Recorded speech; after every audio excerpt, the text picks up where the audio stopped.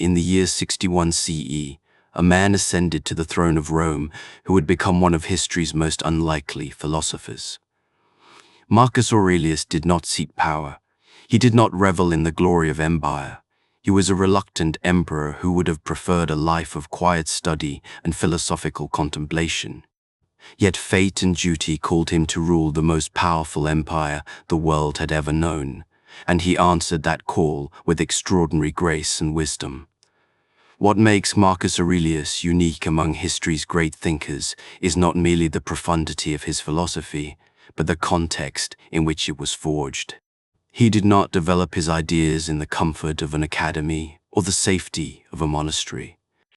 He wrote his philosophical reflections while commanding armies on brutal military campaigns, while dealing with devastating plagues that killed millions, while managing political betrayals and family tragedies, while shouldering the weight of an empire in decline. His masterwork, the Meditations, was never intended for publication. These were private notes written to himself, reminders of how to live with virtue and wisdom in the face of unimaginable pressure and responsibility. That these personal reflections have survived and continue to inspire millions of people across 2 millennia is a testament to their universal truth and enduring power. Marcus Aurelius represents the pinnacle of Stoic philosophy, a tradition that began with Zeno of Citium in ancient Athens and evolved through thinkers like Epictetus and Seneca. But Marcus brought something unique to Stoicism: the perspective of a man with absolute power who chose to constrain himself through philosophy. He showed that wisdom is not merely about understanding the world, but about transforming yourself in the face of that understanding. What you are about to discover is not merely ancient philosophy, but a practical guide for living that remains as relevant today as it was 2,000 years ago. Marcus Aurelius speaks directly to the challenges of modern life: how to maintain integrity in corrupt systems, how to find meaning in suffering, how to act with courage when outcomes are uncertain, how to love others while accepting their flaws, how to remain calm in chaos, and how to live with the knowledge that death could come at any moment. This is philosophy in its truest and most powerful form, not abstract theory, but lived wisdom that can transform how you experience every moment of your existence. To understand Marcus Aurelius, you must first understand the philosophical tradition he inherited and refined. Stoicism was founded in Athens around 300 BCE by Zeno of Citium, who taught his followers in the Stoa Poikile, a painted colonnade from which the school took its name. Over the centuries, Stoicism evolved and spread throughout the Mediterranean world, becoming the dominant philosophy of the Roman elite by Marcus's time. The Stoics made a fundamental distinction that shapes everything else in their philosophy: the distinction between what is within our control and what is not. This may seem simple, but it is actually the most profound and difficult insight in all of philosophy. Most human suffering, the Stoics argued, comes from our failure to recognize this distinction clearly. What is within your control? Only your own thoughts, judgments, desires, and actions. That's it. Everything else, your body, your possessions, your reputation, other people's opinions, the weather, the economy, politics, even the continued beating of your own heart. All of this lies outside the sphere of your control. This doesn't mean external things don't matter or that you shouldn't care about them. It means you should understand their true nature and not stake your peace of mind on things that fortune can take away at any moment. You can prefer health over sickness, wealth over poverty, and praise over blame. But you cannot control whether you get these things. What you can control is how you respond when you don't get them. Marcus returns to this theme constantly in the Meditations. He reminds himself that external events cannot harm his character or his capacity for virtue. A person who understands this distinction correctly becomes virtually invincible to fortune's changes. They can face loss, pain, betrayal, and even death itself without losing their inner tranquility, because they know these external events cannot touch what truly matters: their moral character and their capacity to respond with wisdom and virtue. The Stoics also developed a sophisticated understanding of the universe as a rational, interconnected whole. They believed in what they called the Logos, the rational principle that orders all things. This wasn't quite the same as the personal God of Christianity, though early Christians would later adopt much Stoic language and thought.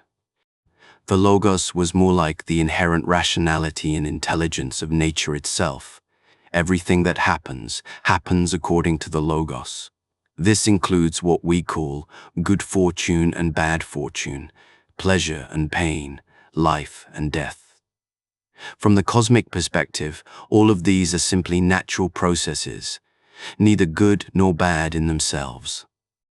They become good or bad only in relation to our judgments about them. This leads to one of the most challenging Stoic doctrines, amor fati, the love of fate. Marcus teaches that we should not merely accept what happens, but actively will it, embrace it, even love it. This doesn't mean being passive or failing to work toward positive outcomes. It means recognizing that whatever has happened was the only thing that could have happened, given the total causal chain of the universe, and that resisting this reality only adds unnecessary suffering to whatever pain the situation itself contains. The Stoics were also deeply concerned with virtue ethics. They identified 4 cardinal virtues that became central to Western moral philosophy: wisdom, courage, justice, and temperance. Wisdom meant seeing things as they truly are and making sound judgments. Courage meant facing difficulties and dangers without being overwhelmed by fear. Justice meant treating others fairly and fulfilling your social obligations. Temperance meant maintaining balance and not being ruled by excessive desires. For the Stoics, these virtues were not merely useful qualities, but the only genuine goods. Everything else, health, wealth, pleasure, reputation, were indifferents. They might be preferred or dispreferred, but they were not truly good or bad. Only virtue was good, and only vice was bad. This meant that a virtuous person living in poverty and pain was genuinely better off than a vicious person living in luxury and comfort. Marcus inherited this philosophical framework, but he brought to it the unique perspective of someone with ultimate worldly power. Most Stoics were either slaves like Epictetus or wealthy aristocrats like Seneca. Marcus was emperor.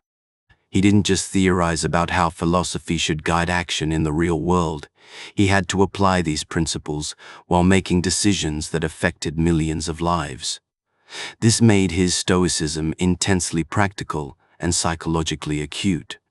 He understood that knowing philosophical principles is vastly different from living them under pressure.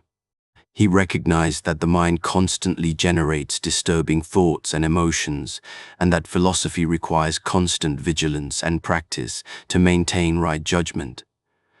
His meditations are essentially a record of this ongoing practice, this continuous struggle to align his thoughts and actions with Stoic wisdom. One of Marcus Aurelius's most profound contributions to philosophy is his analysis of the human mind and self. He understood, with remarkable psychological insight, that we are not our thoughts. The mind constantly generates a stream of impressions, judgments, desires, and aversions. But we have the capacity to step back from this stream and observe it with clarity and detachment. This insight anticipated modern mindfulness practices by nearly 2 millennia. Marcus teaches that when a disturbing impression arises, when someone insults you, when you experience pain, when you face a setback, you don't have to immediately identify with that impression or react to it. You can pause, examine it, and decide consciously whether to give it your assent.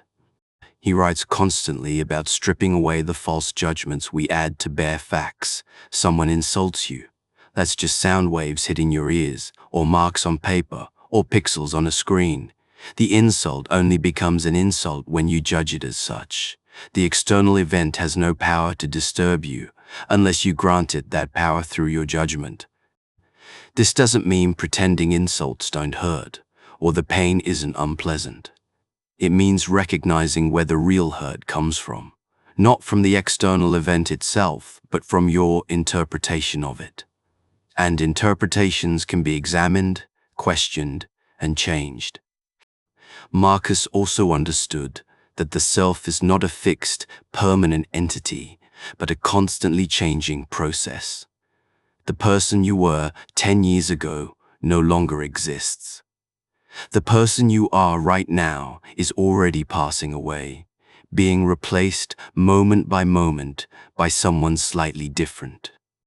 This recognition should free us from excessive attachment to our own identity and from the fear of change and death. He recognized that we spend much of our lives lost in thought, ruminating about the past or worrying about the future, rarely fully present in the only moment that actually exists, the current one. The past is gone and cannot be changed. The future hasn't arrived and may never come. The only place you can actually live, act, and exercise virtue is right now, in this present moment. This insight leads to one of Marcus's most practical techniques, constantly bringing your attention back to the present moment and asking, what is this current moment asking of me? Not what you wish it were asking, not what you fear it might ask in the future, but what it is actually asking right now. Usually, the answer is much simpler and more manageable than our anxious thoughts suggest. Marcus also had a sophisticated understanding of the social nature of the self. Humans are not isolated individuals, but fundamentally social beings. We are born completely helpless and survive only through the care of others. We learn language, customs, and ways of thinking from our communities. Our identities are shaped through our relationships and social roles. This means we have obligations to others that are as fundamental as our obligations to ourselves. The Stoics believed in cosmopolitanism, the idea that all human beings are fellow citizens of a universal community. This was a radical notion in a world divided by rigid hierarchies of citizenship, class, and slavery. For Marcus, this meant recognizing that even people who wronged him or opposed him were his fellow rational beings, members of the same human family. He should seek to educate them if possible, tolerate them if necessary, but never hate them or wish them harm. They were like limbs of the same body. When one limb is injured, you don't hate it, you try to heal it. But Marcus also understood that human beings are prone to self-deception and rationalization. We constantly tell ourselves stories about why we're right and others are wrong, why our desires are justified and our actions are virtuous. The philosophical life requires ruthless honesty with yourself, constantly examining your motives and challenging your comfortable assumptions. He developed various mental techniques for maintaining this clarity. One was to describe things in stripped-down, factual terms, without the evaluative language we normally use. Wine is just fermented grape juice. Purple dye is just snail mucus. Sex is just friction and fluid. These descriptions aren't meant to be cynical or to rob life of beauty, but to help you see through the automatic judgments and associations that can mislead you. Another technique was to imagine viewing your life from the cosmic perspective, zooming out until you see yourself as just one tiny human among billions, living for a brief moment on a small planet in an incomprehensibly vast universe. This perspective doesn't diminish the importance of virtue or your obligations to others, but it does help you see the absurdity of excessive pride, anger, or attachment to petty concerns. Marcus recognized that maintaining philosophical clarity requires constant practice, like maintaining physical fitness. You can't just understand these principles intellectually once and then forget about them. You have to remind yourself of them every day, sometimes multiple times per day, especially when facing challenges that trigger emotional reactions. This is why he wrote the Meditations, not as a systematic philosophical treatise, but as a series of reminders and exercises designed to keep his mind aligned with Stoic principles under the extreme pressures of imperial rule. Each entry is like a mental workout, strengthening his capacity for right judgment. No theme appears more frequently in Marcus Aurelius's writings than death and impermanence. This might seem morbid to modern readers, but for Marcus, meditation on mortality was not depressing, it was liberating. Understanding death correctly is essential to living well. Marcus recognized that fear of death is one of the primary sources of human anxiety and irrational behavior. People accumulate wealth they'll never use, seek fame that will outlast them, cling to life even when it brings only suffering, and avoid taking risks that might lead to growth and meaning. All of this stems from failure to come to terms with mortality. The Stoics taught that death is not an evil, but simply a natural process, as natural as birth, growth, or decay. Everything that has a beginning must have an end. Fearing death makes no more sense than fearing that winter will follow autumn or that night will follow day. It's just the nature of things. Marcus goes further. He points out that we are dying right now, every moment. The person you were yesterday no longer exists. The cells in your body are constantly dying and being replaced. Every moment that passes is gone forever. In a very real sense, death is not something that happens at the end of life. It's happening continuously throughout life. This recognition should not lead to despair, but to urgency and focus.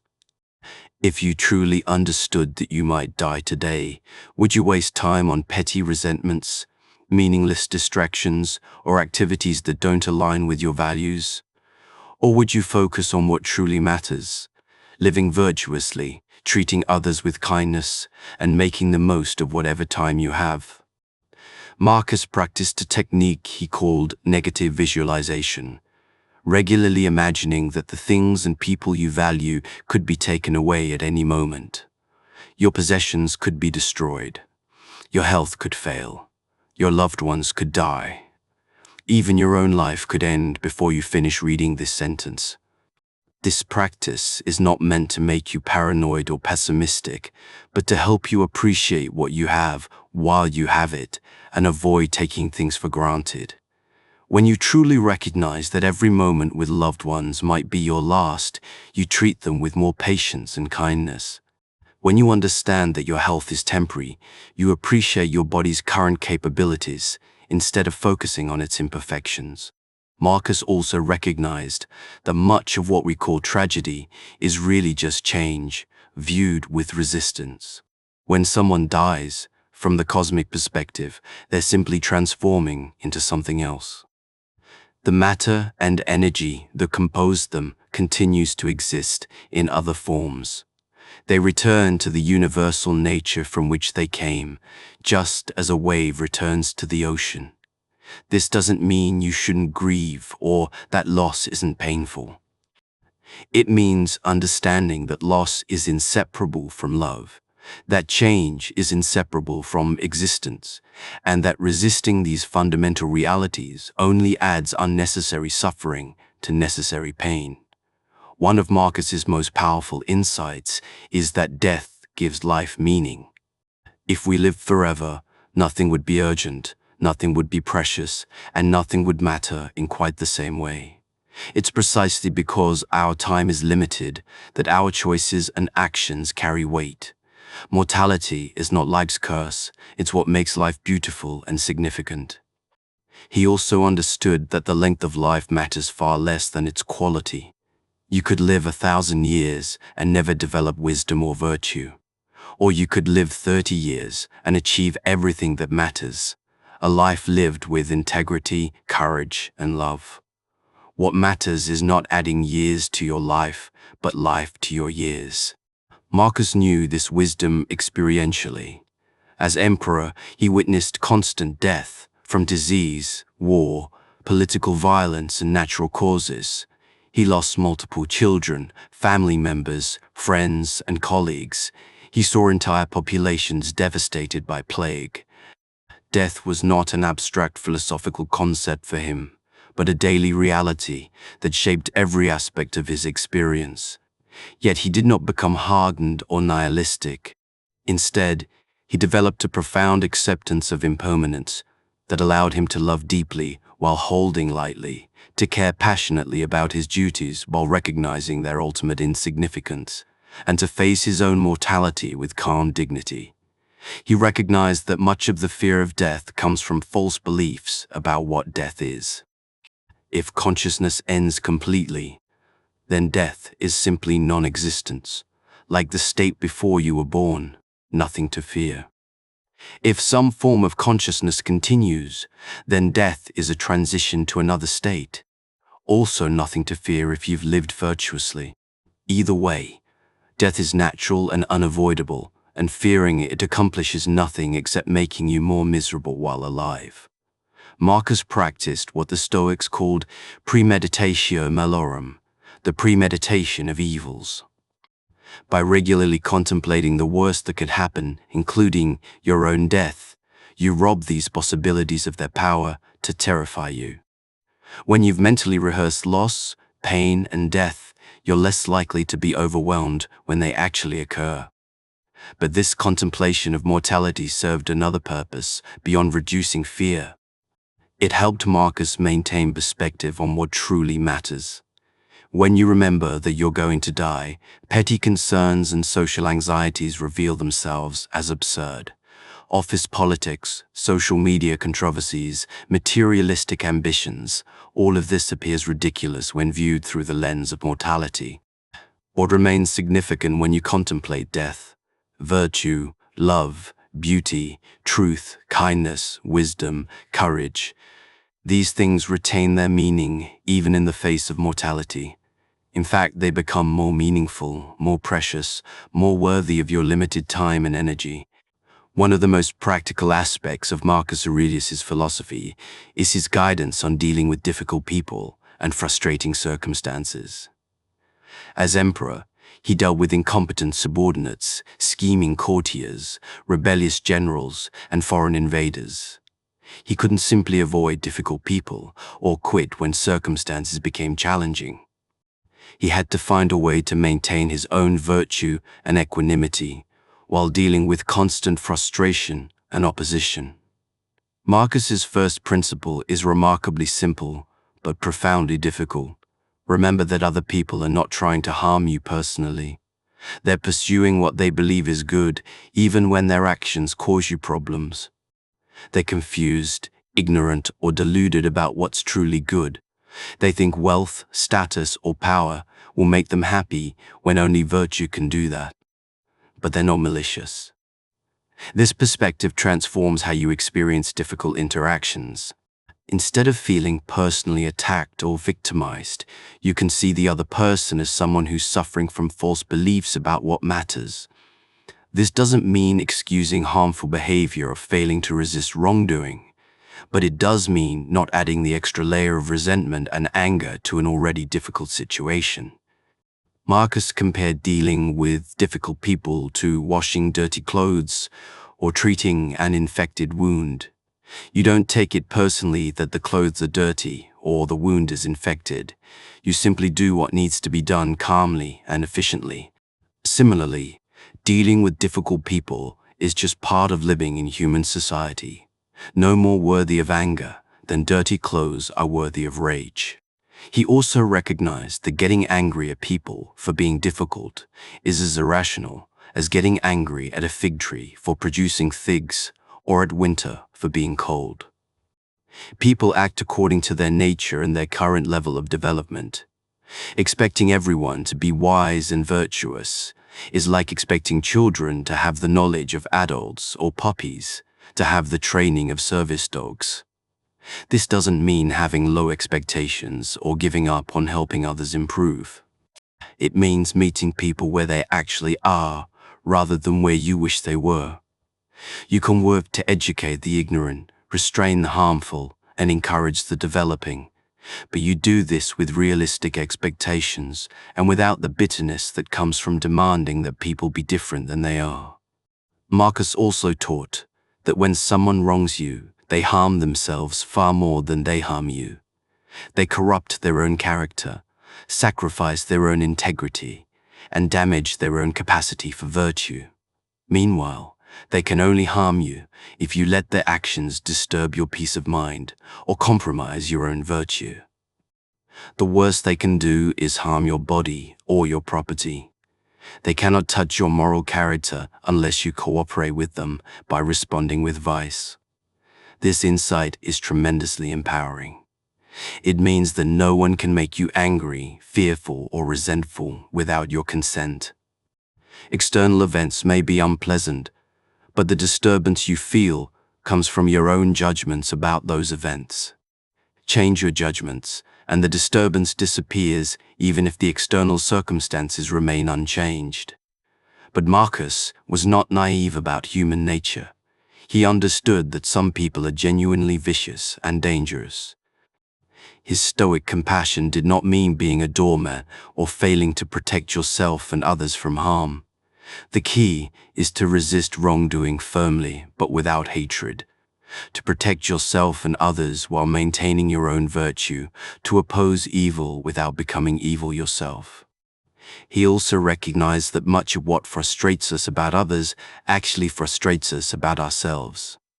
The traits we find most irritating in others are often the traits we dislike or fear in ourselves. The colleague whose indecisiveness drives you crazy might remind you of your own struggles with decision-making. The person whose pride annoys you might trigger your own unacknowledged pride. This means that difficult people serve as mirrors, showing us parts of ourselves we'd rather not see. Instead of being simply obstacles to your peace, they become opportunities for self-knowledge and growth. Every frustrating interaction is a chance to practice patience, understanding, and self-control. Marcus developed several practical techniques for dealing with difficult situations. One was to begin each day by reminding himself that he would encounter difficult, ungrateful, and annoying people. By expecting this, he wasn't caught off guard or disappointed when it happened. He was mentally prepared and could respond from principle rather than reacting from emotion. Another technique was to practice what cognitive therapists now call cognitive reframing, deliberately looking at situations from different perspectives to find more helpful interpretations. Is that person really trying to harm you, or are they just struggling with their own problems? Is this setback really a catastrophe, or is it an opportunity to develop resilience? Is this obstacle really preventing you from living well, or is it actually providing an opportunity to practice virtue? Marcus also emphasized the importance of maintaining your own standards regardless of how others behave. If someone treats you rudely, respond with courtesy. If someone lies to you, maintain your own honesty. If someone acts unjustly toward you, continue acting justly toward them. Your virtue should not depend on others' virtue. This is incredibly difficult, but also incredibly liberating. It means no one can force you to abandon your principles. He recognized that some relationships and situations are so toxic that the wisest course is to withdraw when possible. But even when you can't physically withdraw, as he couldn't from his duties as emperor, you can maintain inner distance. You can do what's necessary without becoming emotionally entangled. You can fulfill your obligations without sacrificing your peace of mind. Perhaps most importantly, Marcus taught that difficulties and opposition are not obstacles to living well. They're opportunities to practice virtue. You can't develop patience without encountering frustration. You can't develop courage without facing fear. You can't develop justice without encountering injustice. Difficult people and circumstances are like weights in a gym. They provide the resistance necessary for philosophical and moral growth. This reframe transforms your entire relationship to difficulty. Instead of seeing challenges as problems that shouldn't exist, you recognize them as necessary components of a meaningful life. Instead of wishing for circumstances where virtue would be easy, you understand that such circumstances would make virtue impossible. The obstacles are the way. Marcus Aurelius lived one of the most demanding lives imaginable. As Emperor of Rome, he bore responsibility for millions of people across a vast empire. He commanded armies, administered justice, managed the economy, conducted diplomacy, and dealt with constant crises. He did not want this life. He would have preferred quiet philosophical study, but duty called, and he answered. His philosophy of duty and responsibility remains deeply relevant today, especially for anyone who finds themselves in positions of leadership or who feels burdened by obligations they didn't choose. Marcus shows us how to carry responsibility without being crushed by it, how to serve others without losing yourself, and how to fulfill your roles with excellence while maintaining inner freedom. The Stoics taught that every person has certain roles and relationships that come with specific obligations. You might be a parent, a child, a sibling, a friend, a colleague, a citizen. Each role carries duties that you didn't necessarily choose, but that become yours once you occupy that position. The question is not whether you have these obligations, but how you'll fulfill them.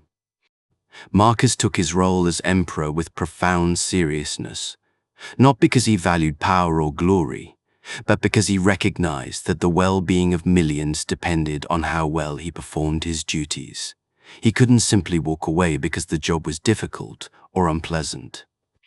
The position was his, and with it came responsibilities he was morally obligated to fulfill.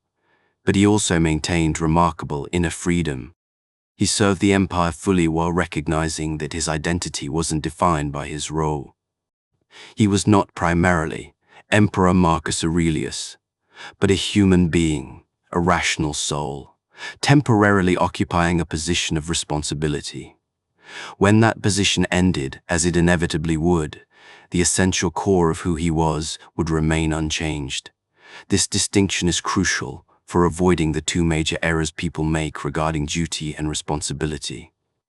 The first error is refusing or resenting legitimate obligations, acting as if you should be free from all demands and constraints. This leads to irresponsibility, broken relationships, and ultimately to a meaningless life, because meaning comes largely from serving something beyond yourself. The second error is over-identifying with your roles and responsibilities, allowing them to completely consume your identity and peace of mind. This leads to burnout, anxiety, and the devastating experience of losing yourself when circumstances change or your roles end. Your job, your relationship status, your social position, these are temporary and external. They're not who you truly are. Marcus shows the middle path. Fulfill your duties excellently while maintaining inner detachment from outcomes and external validation. Do what needs to be done because it's right, not because you're seeking recognition or fearing criticism. Serve others because it's your nature as a social being, not because you expect gratitude or reward. He recognized that much of the stress people experience around responsibility comes from taking on tasks that aren't actually theirs, or from trying to control outcomes that lie outside their power. His solution was radical clarity about what's actually within your control and what's not. You can control your effort, your attitude, and your integrity. You cannot control results, other people's responses, or circumstances beyond your influence. This means you should focus entirely on doing your part excellently and accept whatever results follow. If you're a teacher, focus on teaching well, not on whether every student learns. If you're a parent, focus on parenting well, not on whether your children turn out exactly as you hope. If you're a leader, focus on leading with wisdom and integrity, not on whether you receive praise or blame for outcomes that depend on countless factors beyond your control. Marcus also taught that you should approach your duties with the same spirit you'd bring to any natural function. A tree doesn't resent producing fruit or complain about the burden of photosynthesis. It simply does what's natural for a tree to do. Similarly, humans are naturally social and rational beings. Serving the common good and fulfilling your social roles is simply doing what's natural for a human to do. But he was also realistic about how difficult this can be. It's easy to serve others when they're grateful, when your efforts are recognized, when the work is pleasant. It's much harder when people are ungrateful, when your efforts go unnoticed or are actively opposed, when the work is tedious or exhausting. Yet this is precisely when duty matters most, and when fulfilling, it develops your character most powerfully. Marcus found motivation for fulfilling difficult duties by connecting them to larger purposes and values. He wasn't just dealing with administrative minutiae. He was maintaining the Pax Romana that allowed millions to live in relative peace and prosperity. He wasn't just commanding armies. He was protecting civilization from destruction. He wasn't just sitting through tedious ceremonies. He was maintaining the social cohesion that held the empire together. Finding this larger meaning in everyday tasks transforms their nature. Washing dishes isn't just a chore, it's caring for your household. Doing your job well isn't just earning a paycheck, it's contributing to society and developing your own character. Raising children isn't just an obligation, it's shaping the next generation and learning profound lessons about love, patience, and sacrifice. Marcus also emphasized that fulfilling your duties doesn't mean you have to like them or want them. It means doing what needs to be done regardless of your preferences. This is true freedom, not doing whatever you want, but having the strength to do what's right even when it conflicts with your immediate desires. He practiced what Buddhists would later call non-attachment to results. He did his duties to the best of his ability and then released any attachment to particular outcomes. Success or failure, praise or blame, victory or defeat. These were not within his control, so he didn't stake his peace of mind on them. He controlled what he could control, his own choices and efforts, and accepted everything else with equanimity. This doesn't mean not caring about results or being indifferent to whether your efforts succeed. It means caring deeply about doing your part excellently, while not allowing your happiness to depend on outcomes you cannot control. You can prefer success while being prepared for failure. Work hard for the best outcome while accepting whatever actually happens. Perhaps most importantly, Marcus taught that fulfilling your duties well is not separate from living well. It's an essential component of a good life. Virtue manifests itself in action, in how you fulfill your roles and relationships. The contemplative life and the active life are not opposed, but complementary. Philosophy without action is empty, and action without philosophy is blind. Few aspects of Marcus Aurelius's philosophy have more immediate practical value than his teaching on anger and emotional mastery. He understood that anger is one of the most destructive emotions, harming the person who feels it far more than its target. Yet he also recognized how seductive anger can be, how it masquerades as righteous indignation or justified outrage, and how difficult it is to relinquish. Marcus's own life gave him countless opportunities to practice mastery over anger. He dealt with military defeats, political betrayals, personal losses, and constant frustrations. As emperor with absolute power, he could have lashed out at anyone who displeased him without consequences. The fact that he generally didn't, that he was known for his clemency and self-control, demonstrates that his philosophy was not mere theory, but lived wisdom. The Stoic analysis of anger begins with understanding its true nature. Anger is not something that happens to you involuntarily, like sneezing or blushing. It's a judgment you make, followed by a desire for revenge or punishment. Something happens. Someone insults you. someone treats you unfairly, someone fails to meet your expectations. This is just an external event. The anger comes when you judge that this event is intolerable and that the person responsible should be punished. This means you can intervene between the external event and the angry response. You don't have to give your assent to the angry judgment. You can pause, examine the situation clearly, and choose a different interpretation and response. Marcus taught several techniques for this intervention. First, delay your response. When something triggers anger, don't react immediately. Take a breath, count to 10, or better yet, sleep on it. Most of what seems intolerable in the moment reveals itself as trivial once you've gained some temporal distance. The vast majority of things that make you angry today will be completely forgotten within a week, a month, or a year.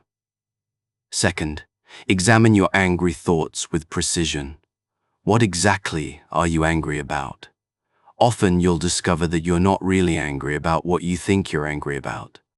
You say you're angry because someone cut you off in traffic, but actually you're angry because you feel disrespected or because you're already stressed about something else.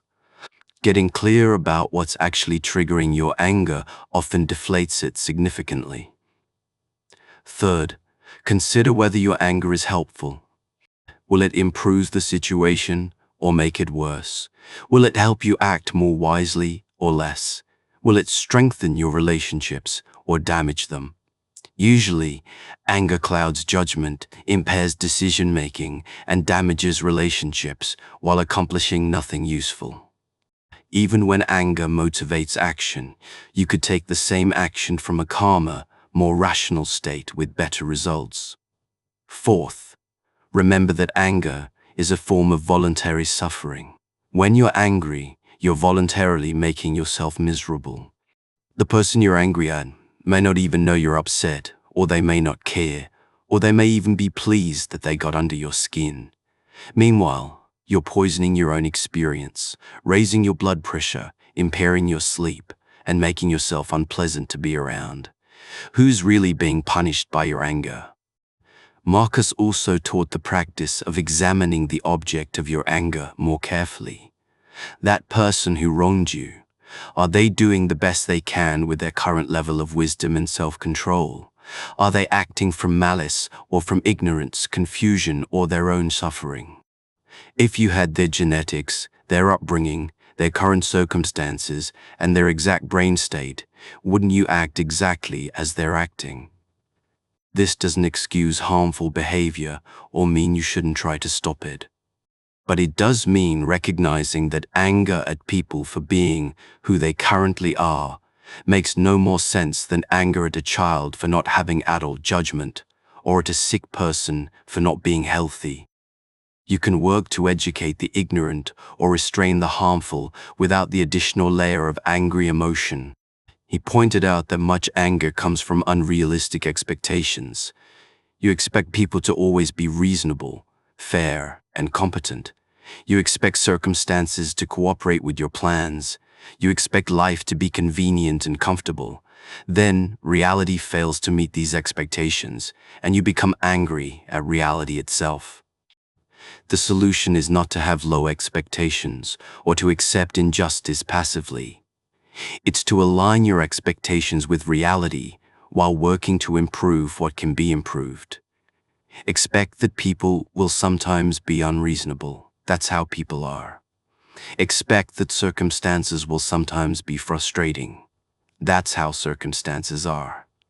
When you expect difficulty, you're not surprised or outraged when it appears.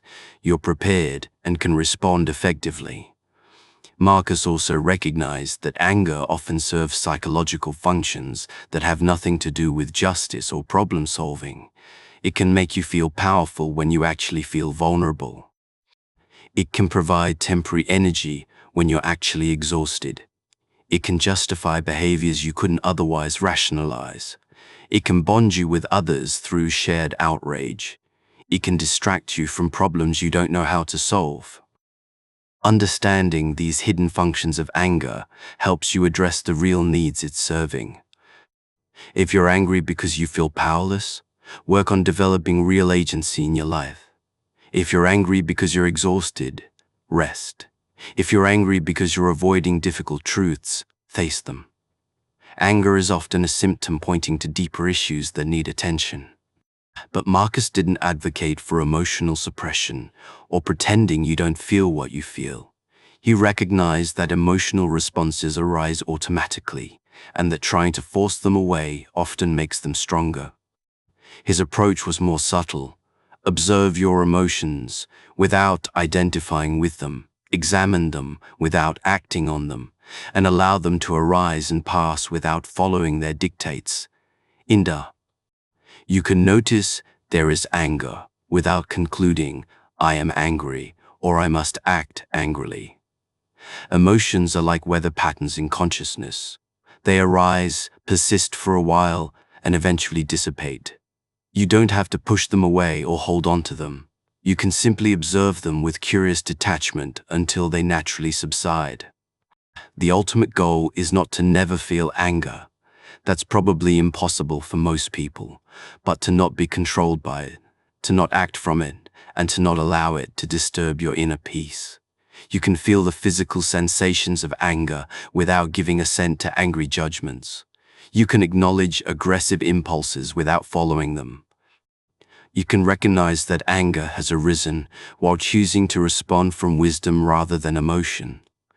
Marcus also taught about the progression of emotions and how to interrupt it at early stages. First comes the initial impression. Someone cuts you off in traffic. Then comes the automatic physiological response. Your heart rate increases, muscles tense. This is largely involuntary.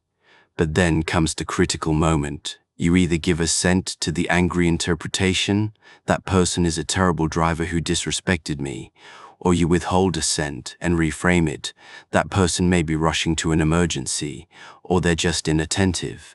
Either way, it's over and I'm fine. If you give assent to the angry interpretation, a cascade follows.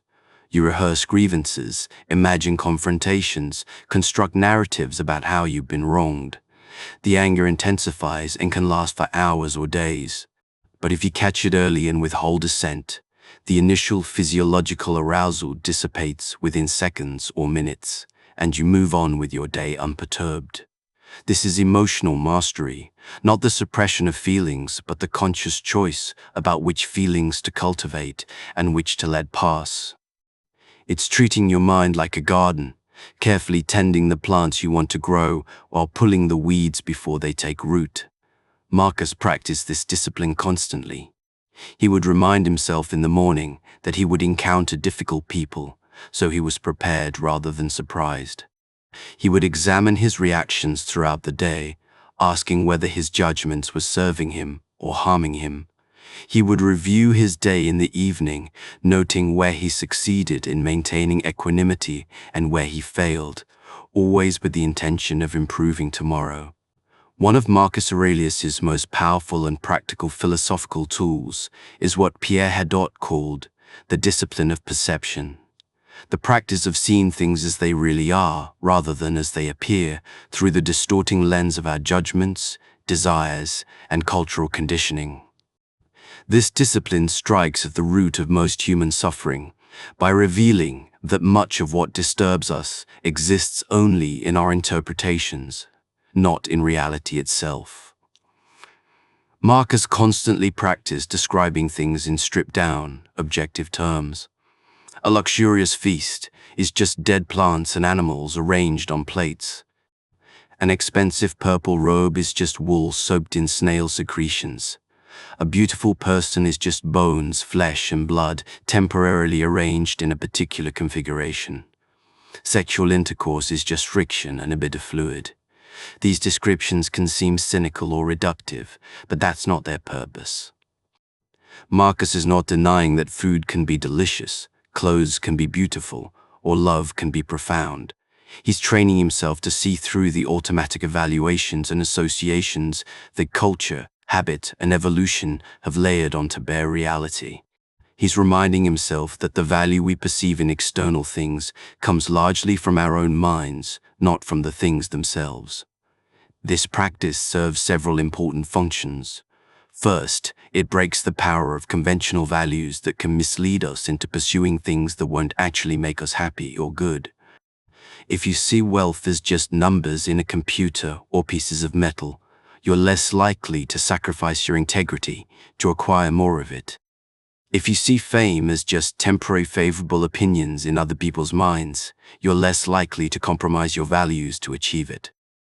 Second, it reduces fear and desire for external things. When you see that the things you fear are not actually terrible, and the things you crave are not actually wonderful, they're neutral objects to which you've attached powerful evaluations. Those emotions lose their grip. You can prefer health to sickness without being terrified of illness. You can prefer comfort to discomfort without being enslaved by the pursuit of luxury. Third, it reveals what truly matters. When you strip away all the conventional evaluations and social conditioning, what remains? Your capacity for virtue, for wisdom, courage, justice, and self-control. Your relationships with others. The present moment and your ability to live in it fully. Your rationality and freedom. These things have intrinsic rather than projected value.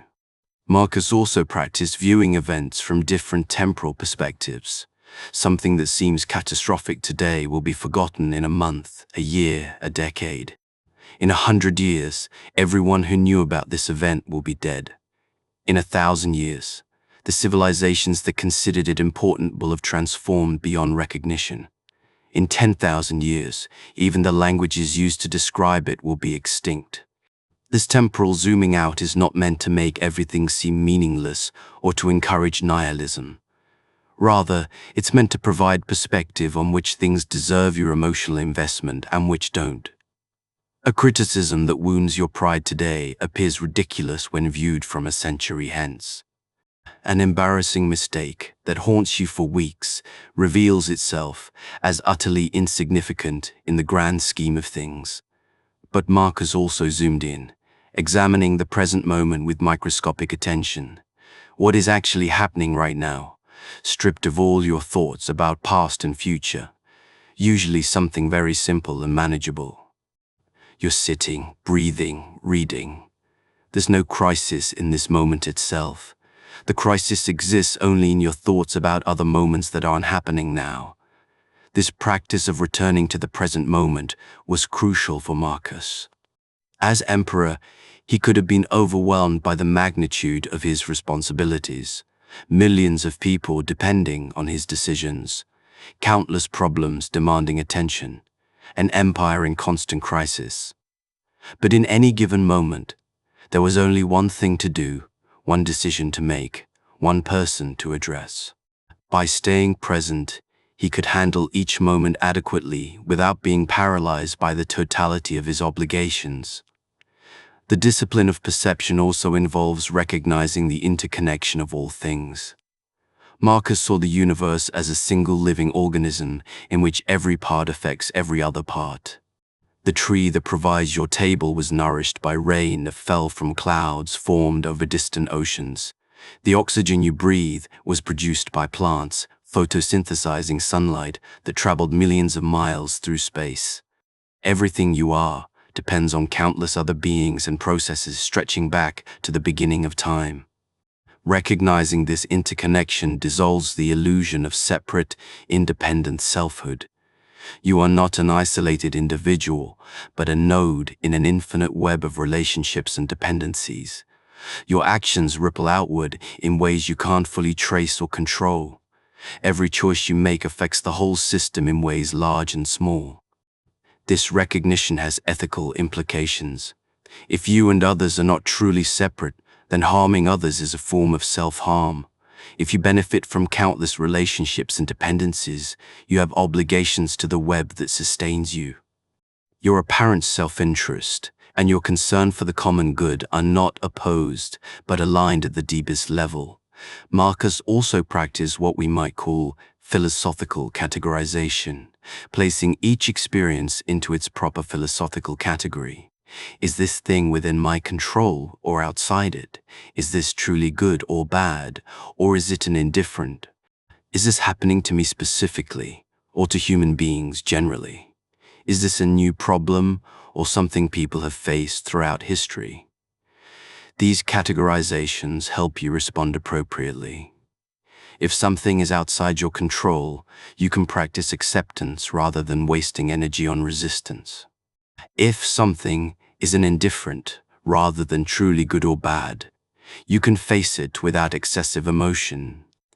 If something is a universal human challenge rather than a personal affliction, you can draw strength from knowing others have faced and overcome it. The discipline of perception requires constant practice because the mind's default mode is to operate through habitual judgments and emotional reactions.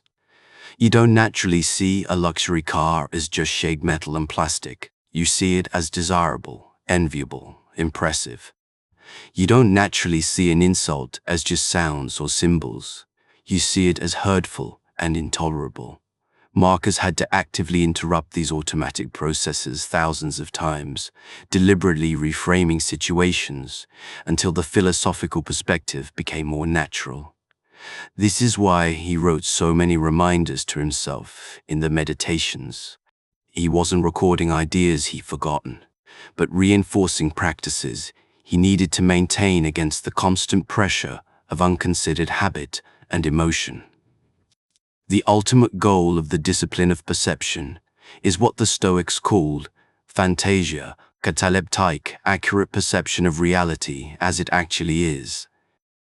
Most people live in a world of their own projections, seeing things not as they are, but as they fear them to be, desire them to be, or have been conditioned to believe they are.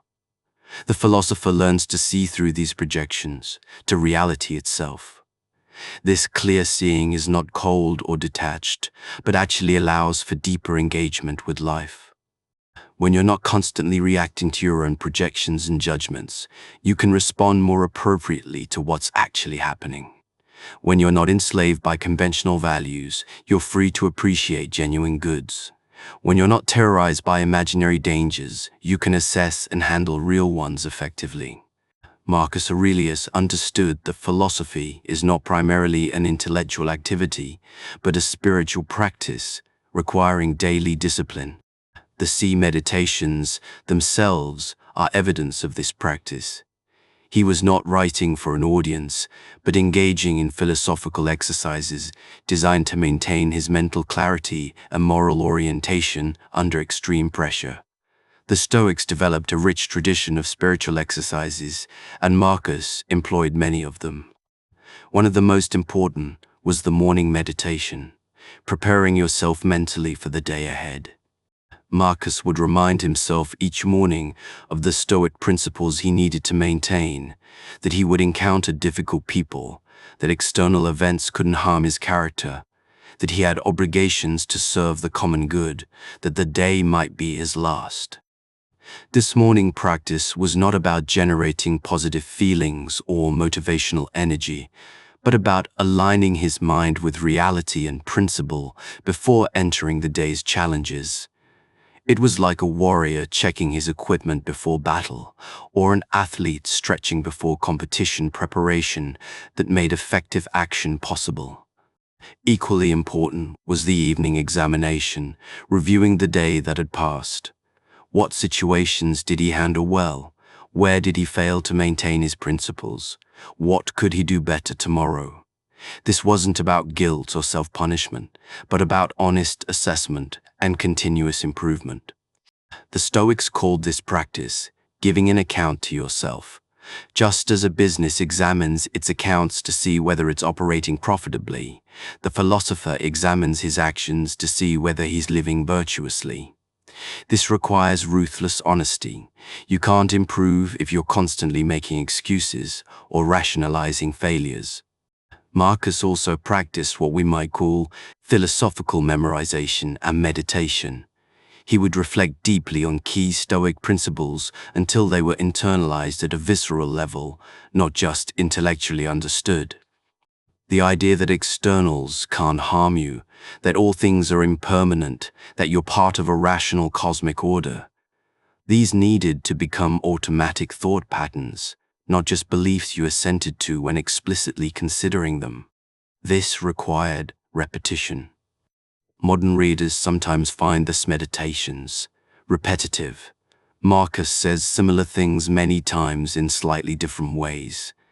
But this wasn't careless writing, it was deliberate practice.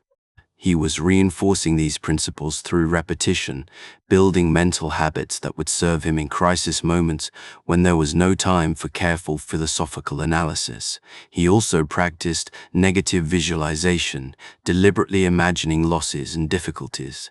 What if you lost your wealth? What if you were exiled? What if your children died? What if you were diagnosed with a terminal illness? By mentally rehearsing these possibilities, you prepare yourself to handle them if they occur and reduce your anxiety about them in the present. This practice seems morbid to many modern people, but it's actually profoundly healthy. Most anxiety comes from being unprepared for possibilities we're trying not to think about. By facing these possibilities directly, examining them, and developing plans for how you'd respond, you rob them of their power to terrorize you. Marcus also understood the importance of philosophical companionship. Even as emperor, he surrounded himself with philosophers and maintained relationships with philosophical friends. He studied intensively with various teachers in his youth and continued to consult philosophers throughout his life. Philosophy, while ultimately an individual practice, benefits enormously from dialogue, feedback, and the example of others further along the path. He practiced what the Stoics called reading with attention, not just consuming texts, but engaging with them deeply, testing their ideas against experience, applying their lessons to your own life. He would read the same texts multiple times, finding new depths each time. He memorized key passages so they would be available to him in moments of difficulty. Marcus also used writing as a philosophical practice, not to communicate with others, but to clarify his own thinking. The act of putting thoughts into words forces precision and reveals muddy thinking. Writing creates distance from your own mind, allowing you to examine your thoughts more objectively. This is why the meditations exist, not as philosophy intended for others, but as philosophy for himself. He practiced what we might call philosophical observation, viewing life as if from the outside, noticing patterns, examining causes and effects, seeing the structure beneath surface appearances. When he felt an emotion arising, he would observe it. There is anger. When he noticed a desire, he would examine it. What am I really seeking? Will getting this actually satisfy me? This observational stance creates space between stimulus and response, between impulse and action. In that space lies freedom, the capacity to choose your response rather than being compelled by conditioning and habit. Without this space, you're essentially a stimulus-response machine, no more free than a billiard ball whose path is determined by where it's struck. Marcus understood that maintaining philosophical practice requires environmental support. He organized his life to minimize unnecessary distractions and temptations. He was careful about what he exposed his mind to, knowing that you become like what you spend time with. He chose companions who would reinforce his philosophical commitments rather than undermining them. But he also recognized that perfect conditions are impossible and that waiting for ideal circumstances before practicing philosophy is just another form of procrastination. You practice philosophy in whatever circumstances you find yourself, in the palace or on the battlefield, in health or sickness, with support or alone. The practice adapts to circumstances. It doesn't require perfect external conditions. One of Marcus's most important practices was the dichotomy of control, constantly sorting everything into what's up to you and what's not. Your thoughts, judgments, desires, and actions are up to you. Everything else including your body, your possessions, your reputation, other people's actions, and all external events, is not up to you. This sorting needs to be done constantly because the mind naturally assumes it controls things it doesn't and can't. You think you control whether you'll be healthy, but you don't. You only control whether you eat well and exercise. You think you control whether your business succeeds, but you don't. You only control whether you work intelligently and ethically. You think you control whether people like you, but you don't. You only control how you treat them. Getting this distinction right is perhaps the most important philosophical practice because it's the foundation for everything else. When you know precisely what is and isn't within your control, you know where to direct your effort, what to accept, and what to change. Marcus also practiced philosophical reframing in real time, catching himself in unconsidered judgments and deliberately reformulating them. This is terrible becomes, this is happening and I can handle it. I can't stand this person becomes, this person is doing the best they can with their current understanding. Why is this happening to me? Becomes, what does this situation require of me? These reframings aren't just positive thinking or self-deception. They're efforts to see situations more accurately by stripping away the emotional overlays and automatic judgments that distort perception. Sometimes situations really are terrible, and reframing won't change that. But often what seems terrible is merely difficult, and what seems impossible is merely challenging. Marcus Aurelius lived in extraordinary luxury. As Emperor of Rome, he had access to unlimited wealth, magnificent palaces, exotic foods, rare wines, beautiful art, and every material pleasure imaginable. Yet he maintained a philosophical stance toward wealth and possessions that modern minimalists would recognize, one of appreciation without attachment, use without obsession, sufficiency without excess. This wasn't because Marcus believed poverty was virtuous or luxury was evil. The Stoics were not ascetics who rejected all pleasure and comfort. They recognized that wealth, health, and pleasure were preferred indifferents, things it was reasonable to prefer, but not truly good or necessary for happiness. The crucial distinction was between enjoying these things when available and needing them for your well-being. Marcus understood that the relationship between wealth and happiness is non-linear. Moving from poverty to sufficiency generally improves happiness. Having adequate food, shelter, and security matters. But beyond that point, additional wealth produces rapidly diminishing returns. The difference between having enough and having more than enough is psychologically insignificant, while the difference between having not enough and having enough is everything. Yet people constantly sacrifice their integrity, health, relationships, and peace of mind pursuing wealth far beyond sufficiency. They work jobs they hate, compromise their values, neglect their families, and live in constant stress, all to accumulate resources they'll never need and possessions that won't make them happy. They confuse the reasonable preference for sufficiency with the insatiable desire for unlimited accumulation. Marcus practiced what the Stoics called voluntary discomfort, periodically choosing simple food, rough clothing, and basic accommodations even when luxury was available. This wasn't self-punishment but training. By occasionally experiencing discomfort voluntarily, you prepare yourself to handle involuntary discomfort when it comes. You prove to yourself that you can be content with less, which frees you from dependence on luxury. He would remind himself that the basic necessities of life are remarkably simple and inexpensive. You need food, but not gourmet cuisine. You need clothing, but not designer fashion. You need shelter, but not a mansion.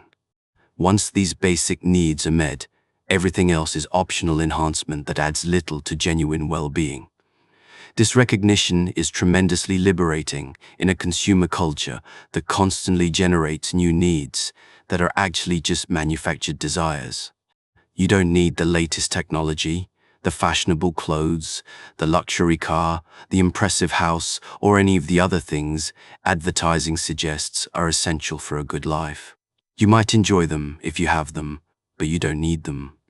And pursuing them at the cost of more important things is foolish. Marcus also understood that possessions create burdens as well as benefits. Everything you own demands time, attention, and energy. It can be stolen, damaged, or lost. It requires maintenance, storage, and eventually disposal. The more you own, the more you have to manage, and the more you have to fear losing. Simplicity reduces these burdens.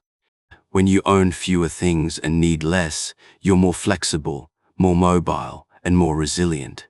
You can adapt to changing circumstances more easily. You have less to lose and therefore less to fear.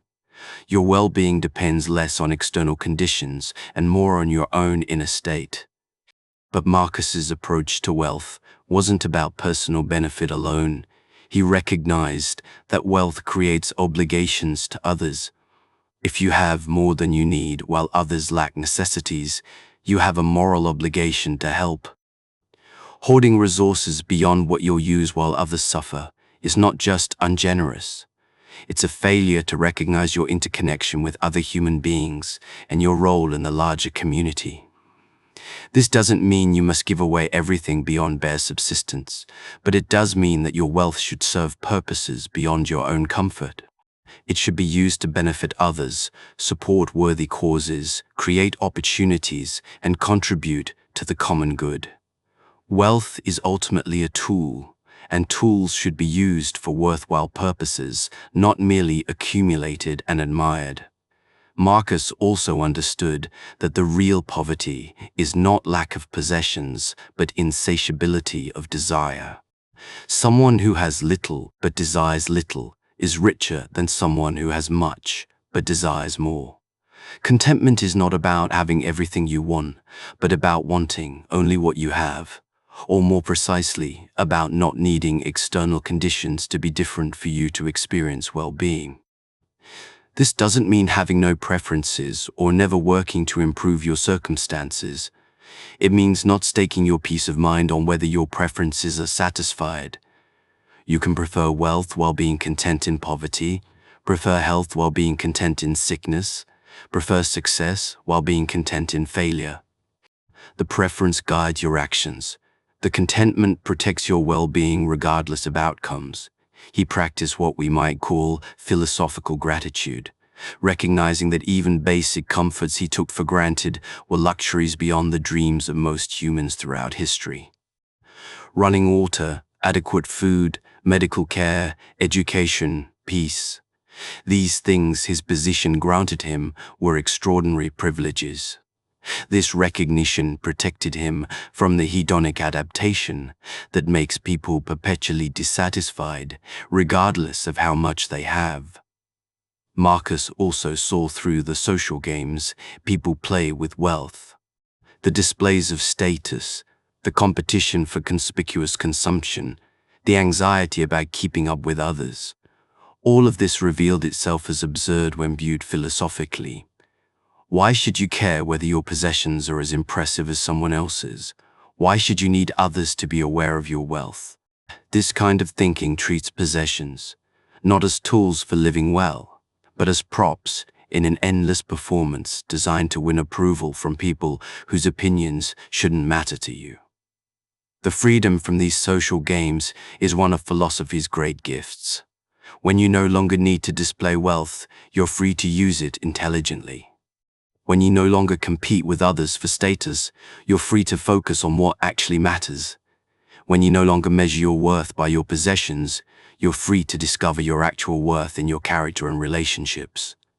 Marcus recognized that the ultimate simplicity is not in your external circumstances, but in your mind. You can live in a palace with a simple mind, or in a hut with a complex, troubled mind. Mental simplicity, having few desires, clear principles, and direct perception of what matters, is far more valuable than material simplicity, though the two often support each other. This mental simplicity comes from the discipline of philosophy, from regularly examining and pruning your desires, clarifying your values and stripping away the accumulated judgments and assumptions that complicate your relationship with reality. It's ongoing work because the mind naturally accumulates complexity, just as a room naturally accumulates clutter unless regularly cleaned. Marcus Aurelius held what might seem like contradictory views on human relationships. On one hand, he recognized that humans are fundamentally social creatures with natural obligations to care for one another. On the other hand, he maintained philosophical detachment from outcomes and avoided emotional dependency on others. Understanding how these apparently opposed positions fit together reveals one of the most sophisticated aspects of his philosophy. The Stoics taught that humans are naturally social in the same way bees are naturally social. We evolved to live in groups, to cooperate, to care for offspring over extended periods, to share knowledge and resources. Our most distinctive capabilities, language, abstract reasoning, culture, only develop in social contexts. To live as a human is necessarily to live in relationship with others. This means we have natural duties to other people that are not optional or contingent on our preferences. Just as your hand has an obligation to serve your body, you have obligations to serve the larger human community of which you're a part.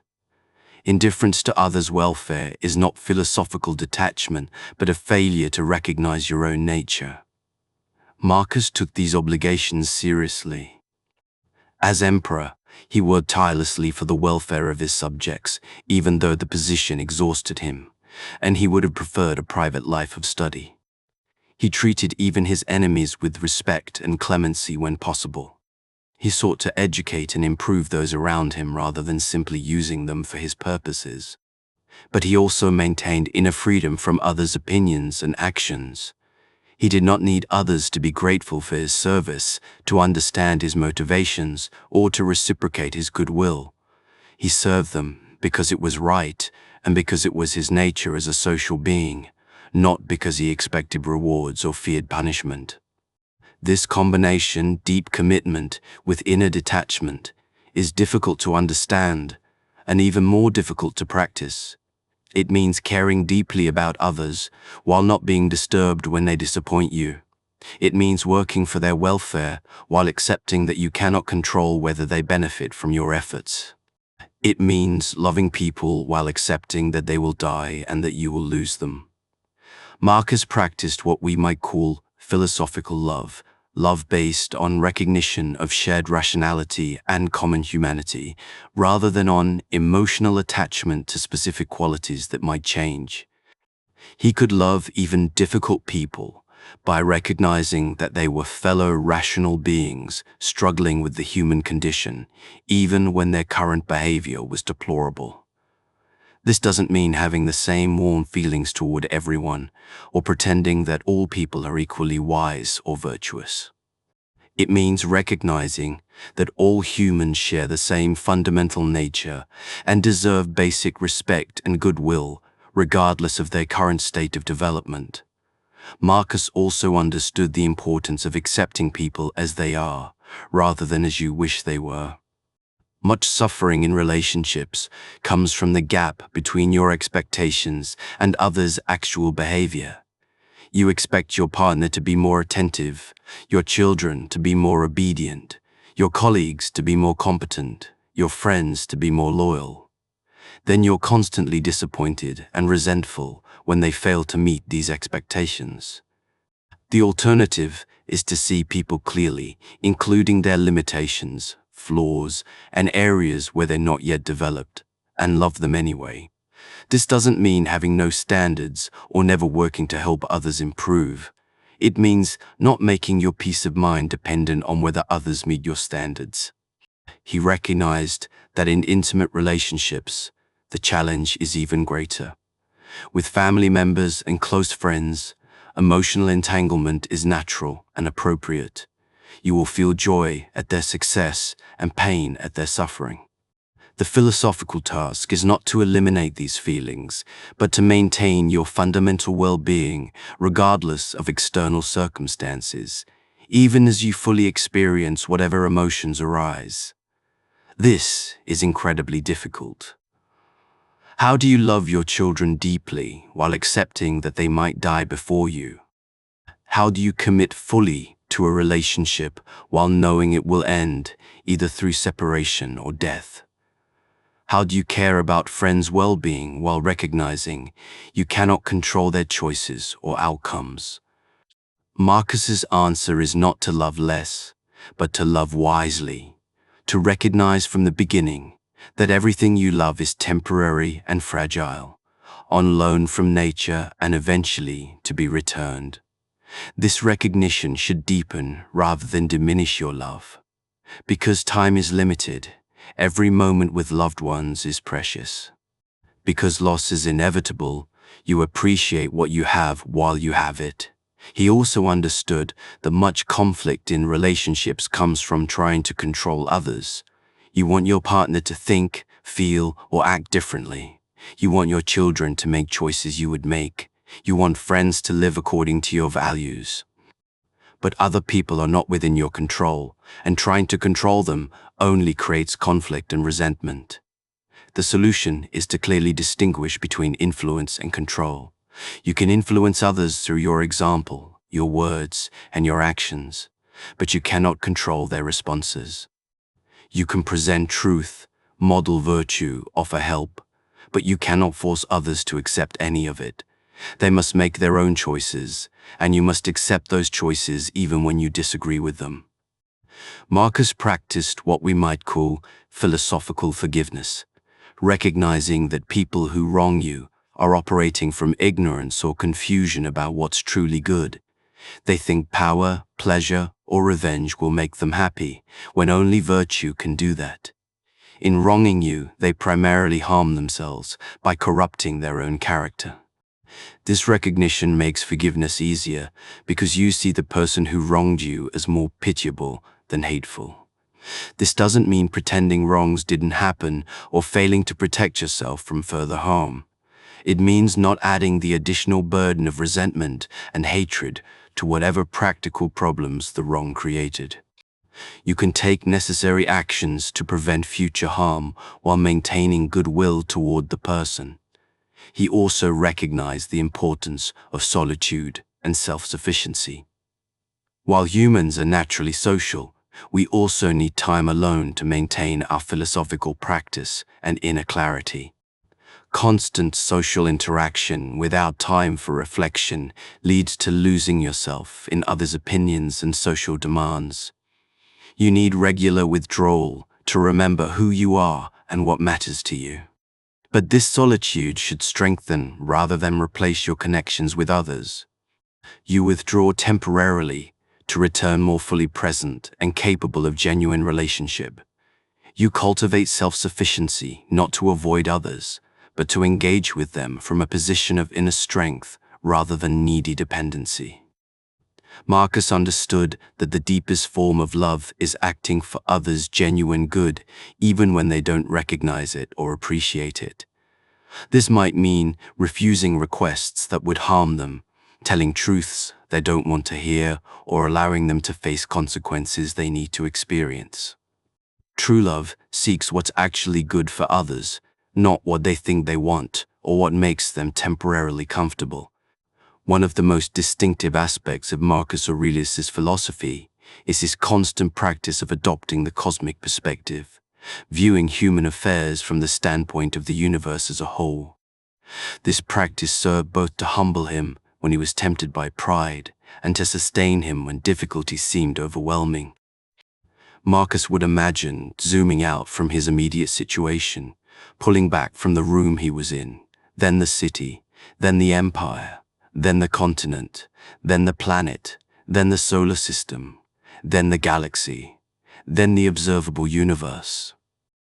From this cosmic perspective, the concerns that seemed so urgent and important revealed themselves as infinitesimally small and brief.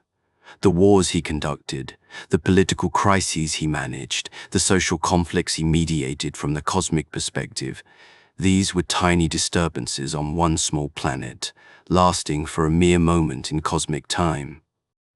The whole of human history, from the first civilizations to the distant future when our sun dies, is just a brief flicker in the vast expanse of cosmic time. This perspective could seem to make everything meaningless and unimportant. If nothing humans do matters on a cosmic scale, why bother with virtue, duty, or care? But Marcus drew the opposite conclusion. Precisely because cosmic significance is impossible, you should focus on what you can actually achieve, living virtuously in the present moment and treating others with kindness and justice. The cosmic perspective reveals that most of what people compete for and worry about is absurd. Power, wealth, fame, these mean nothing to the universe and will be completely forgotten in time. Even the memory of the most famous humans will eventually disappear. The names of emperors and conquerors that once commanded fear and respect are mostly forgotten now, and eventually even those few we still remember will be lost to time. But virtue remains meaningful because it's intrinsically valuable, not dependent on recognition or permanence. Acting justly, thinking clearly, loving wisely, these are good in themselves, regardless of whether anyone remembers them or whether they have cosmic significance. They're good because they're the proper functioning of a rational, social being. Marcus also contemplated the unity of nature, the idea that everything in the universe is part of one interconnected whole. The Stoics called this the logos, the rational principle that orders all things. Everything that happens is part of this universal order, including what we call good fortune and bad fortune, pleasure and pain, life and death. From this perspective, nothing that happens according to nature can be truly bad. Disease is natural. Death is natural. Failure and loss are natural. They're part of the pattern that makes the whole universe function. Resenting these natural processes is like resenting that water flows downhill or that summer gives way to autumn. This doesn't mean you shouldn't try to avoid disease, prevent death, or overcome failure. But it means recognizing that when these things happen despite your efforts, they're not cosmic injustices or signs that something has gone wrong with the universe. They're simply natural processes running their course. Marcus found great comfort in this recognition. As emperor, he faced countless situations he couldn't control: military defeats, plagues, betrayals, the deaths of loved ones.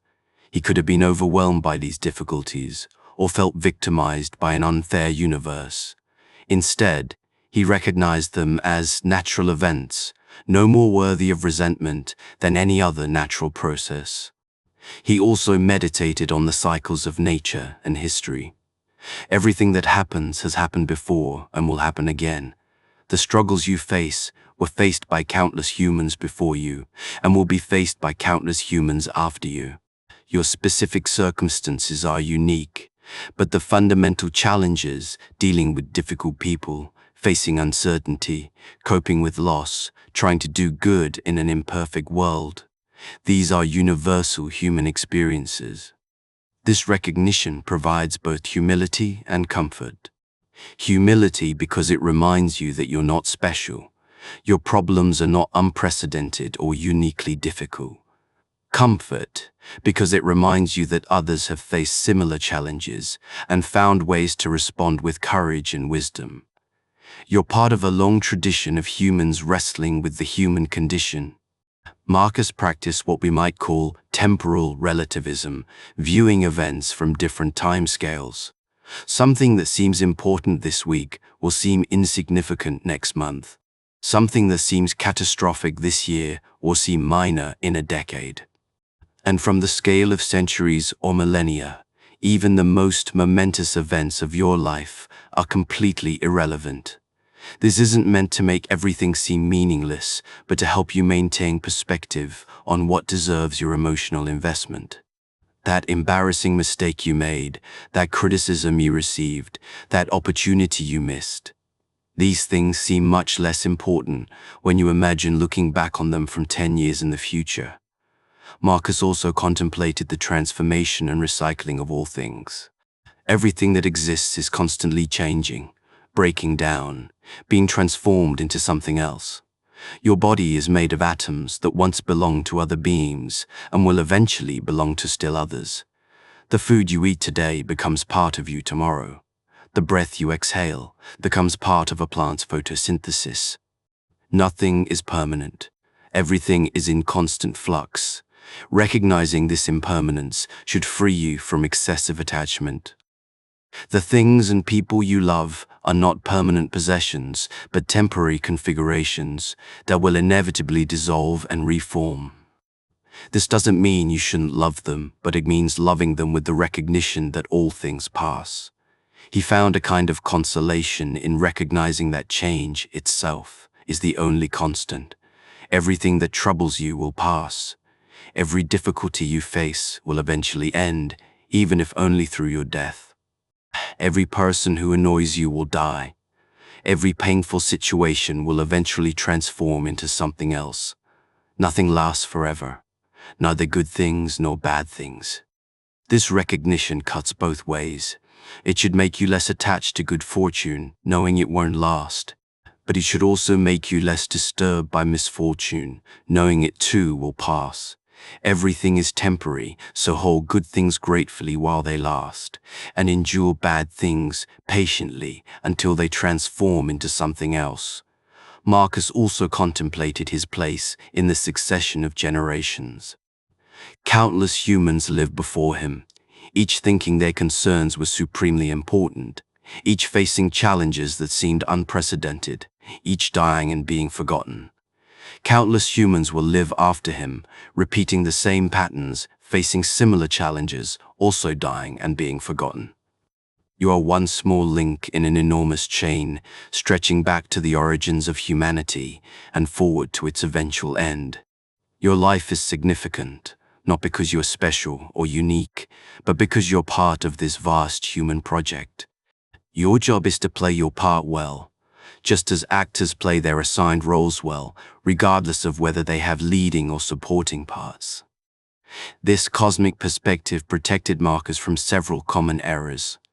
It protected him from pride by reminding him of his insignificance in the grand scheme. It protected him from despair by reminding him that his difficulties were temporary and not unprecedented. It protected him from attachment by reminding him that everything he had was temporary and on loan. And it protected him from nihilism by showing him that meaning comes from virtue rather than cosmic significance.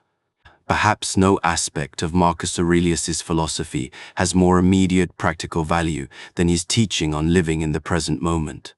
He understood that most human suffering comes not from the present moment itself, but from thoughts about past moments that no longer exist or future moments that may never come. Learning to live fully in the only moment that actually exists right now is one of philosophy's greatest gifts. Marcus recognized that the past is gone and cannot be changed. Everything that happened before this moment is fixed and immutable. You might remember it accurately or inaccurately, might interpret it as good or bad, might wish it had been different. But none of this changes what actually happened. Regret, guilt, and resentment about the past are just ways of tormenting yourself over what cannot be undone. Similarly, the future hasn't arrived and might never come. You could die before the day you're planning for arrives. The problems you're worried about might never materialize. The outcomes you're hoping for might not occur. All your anxiety about the future is directed at phantoms, at possibilities that exist only in your imagination. The only moment you can actually live in, act in, or experience is this current one. The past exists only as memories in your mind right now. The future exists only as anticipations in your mind right now. Everything, all experience, all action, all life, happens in the present moment. This doesn't mean you shouldn't plan for the future or learn from the past. But planning and learning both happen in the present moment. You don't need to leave the present to plan effectively. You bring the present moment's full attention to the task of planning. You don't need to leave the present to learn from experience. You reflect on the past while remaining grounded in present awareness. Marcus practiced constantly asking himself, what is this present moment asking of me? Not what you wished it were asking, not what you fear it might ask later, but what it's actually asking right now. Usually, the answer is much simpler and more manageable than your anxious thoughts suggest. You're not being asked to solve all your problems at once, to know how everything will turn out, or to control circumstances beyond your power. You're being asked to do one specific thing, maybe to listen to the person in front of you, maybe to complete the task at hand, maybe to simply breathe and be present. When you focus on what the moment actually requires rather than spinning anxious fantasies about past or future, life becomes much more manageable. He understood that the mind's default mode is to wander into past and future. You're supposedly having dinner with friends, but actually you're replaying an argument from last week or worrying about a deadline next month. You're supposedly taking a walk, but actually you're reviewing yesterday's mistakes or rehearsing tomorrow's conversation. You're physically present, but mentally absent, living anywhere except where you actually are. This mental absence means you miss the only life you actually have. The meal you didn't taste because you were thinking about work. The sunset you didn't see because you were checking your phone. The child's question you didn't hear because you were lost in thought. All these moments are gone forever, and you weren't present for them. You traded your actual life for anxious thoughts about a life that wasn't happening. Marcus practiced various techniques for returning attention to the present. One was simply noticing when his mind had wandered and gently bringing it back, like training a puppy to stay. Another was engaging his senses, really seeing what was in front of him, really hearing the sounds around him, really feeling the sensations in his body. Sensory experience always happens in the present moment, so focusing on it grounds you in the now. He also recognized that the present moment is infinitely small. In the time it takes to perceive now, it has already become then. The present is not a duration, but a dimensionless point between past and future. This means that no matter how difficult your circumstances, you only have to handle one infinitely small moment at a time. This is tremendously empowering when facing overwhelming challenges. You might not be able to handle a chronic illness that will last for decades, but you can handle this breath, this step, this moment. And when this moment is handled, another moment arrives that you can also handle. You never have to deal with decades all at once. You only deal with the present moment, which is always manageable because it's so small. Marcus understood that this practice of presence is not a one-time achievement, but a discipline requiring constant effort. The mind will wander 10,000 times, and you will need to bring it back 10,000 times. This is not failure. This is the practice. Each time you notice you've wandered and returned to the present is a repetition, like lifting a weight in the gym, strengthening your capacity for presence. He also recognized that being present doesn't mean being passive or failing to act. Quite the opposite. Effective action requires presence. When you're actually present with what's happening, you can respond appropriately. When you're lost in thoughts about past or future, you miss what's actually happening and respond to your thoughts rather than to reality. The present moment is also the only place where you can access your own agency and power. You can't change the past. That power is lost. You can't control the future. That power hasn't arrived. But in this present moment, you have the power to choose your thoughts, judgments, and actions. This infinitely small moment is the only place where your freedom actually exists. Marcus practiced what we might call grateful presence, not just being in the moment, but appreciating it. Every moment of life is a gift, unlikely to have happened at all, given the infinite ways the universe could have been arranged. That you exist at all is extraordinary. That you're capable of awareness, of thought, of love. These are miracles so common, we forget to notice them. When you're truly present, even ordinary moments reveal their extraordinary nature. Breathing is a miracle automatic chemistry, converting oxygen to energy in billions of cells. Seeing is a miracle. Photons traveling millions of miles to strike your retina and be converted to conscious experience. Every moment of consciousness is an improbable wonder that deserves your full attention and appreciation. He also understood that presence is where virtue manifests. You can't be courageous in the past or future, only in present moments that call for courage. You can't be just, wise, or temperate, except in the present moments where these virtues are actually practiced. All virtue, all goodness, all meaningful action happens in the eternal now. This means that no matter what happened yesterday or what might happen tomorrow, you always have the opportunity right now to act virtuously. Your past mistakes don't prevent present virtue. Your uncertain future doesn't diminish present opportunity. Every moment is a fresh start, a new chance to align yourself with wisdom and goodness. Marcus practiced dying to each moment, fully experiencing it and then releasing it as it passes into the past, making space for the next moment to arise. This prevents the accumulation of resentment about past moments or anxiety about future ones. Each moment is complete in itself, fully lived and then released, like a wave that rises, crests, and returns to the ocean. Marcus Aurelius understood justice, not as an abstract principle, but as a concrete practice woven into every aspect of daily life. As emperor, he wielded enormous power over others' lives, which made the virtue of justice both more important and more difficult to maintain. His reflections on justice reveal a sophisticated understanding of fairness, social responsibility, and the obligations that come with power. The Stoics define justice as giving each person what they're due, treating people according to their nature, their needs, and their relationship to you. This might sound simple, but it becomes complex in practice. What does each person deserve? How do you balance competing claims?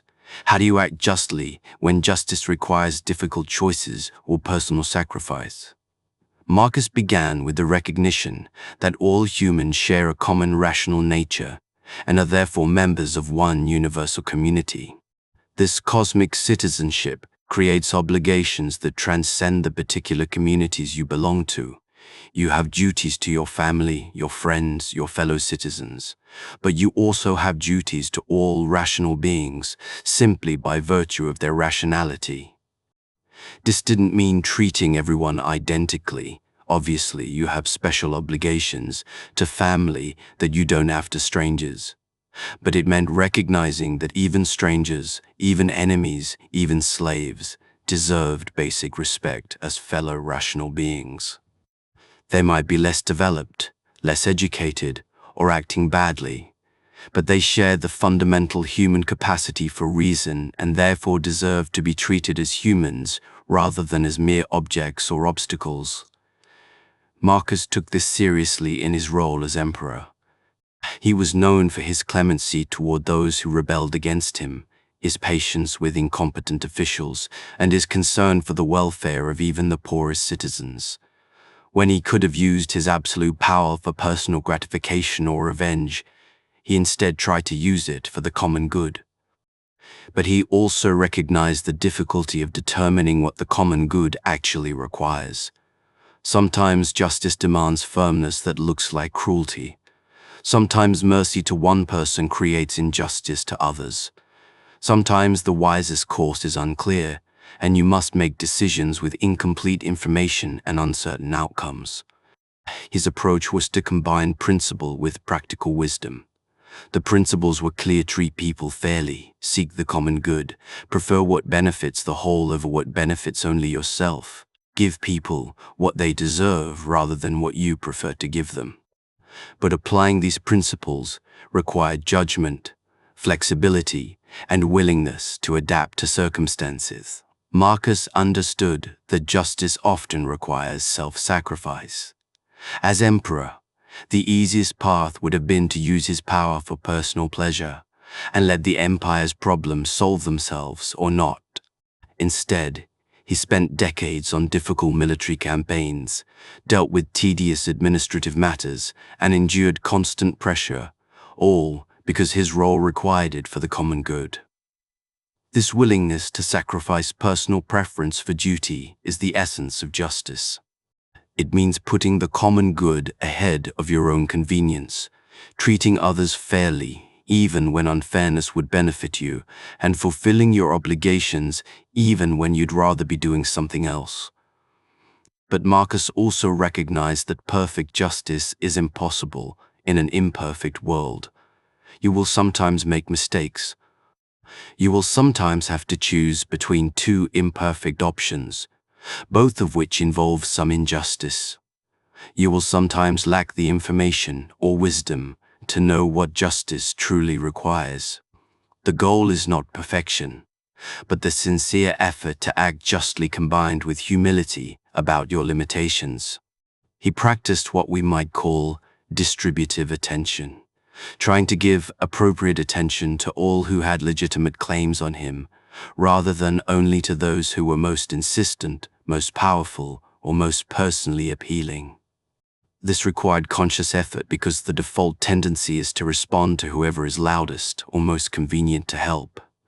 True justice requires seeking out those who lack power or voice, noticing injustices that don't directly affect you, and working to benefit those who cannot repay you.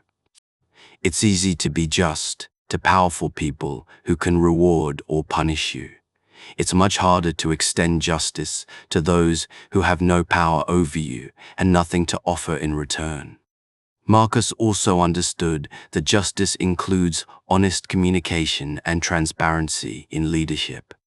People deserve to know why decisions are made, to have their concerns heard and addressed, and to be treated as rational beings capable of understanding rather than as children who need to be manipulated for their own good.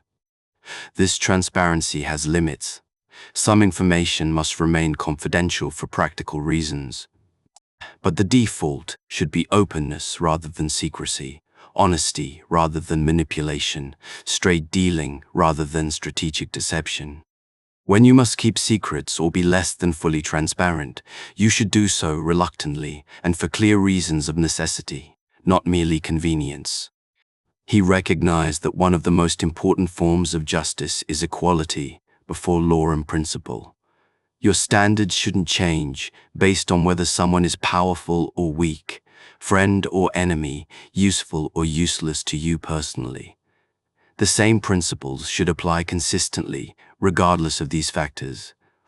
This consistency is difficult to maintain because you naturally feel more sympathetic to friends, more grateful to benefactors, and more favorable to those similar to you. But justice requires setting aside these natural preferences and treating each case on its actual merits rather than on your emotional responses.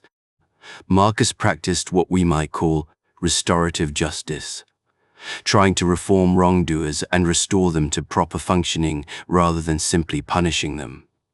When someone made a mistake or acted badly, the question wasn't just, how should they be punished, but how can they be educated? How can they be helped to understand their error and do better? This approach requires patience and optimism about human capacity for improvement. It would be easier to simply punish wrongdoers and be done with it.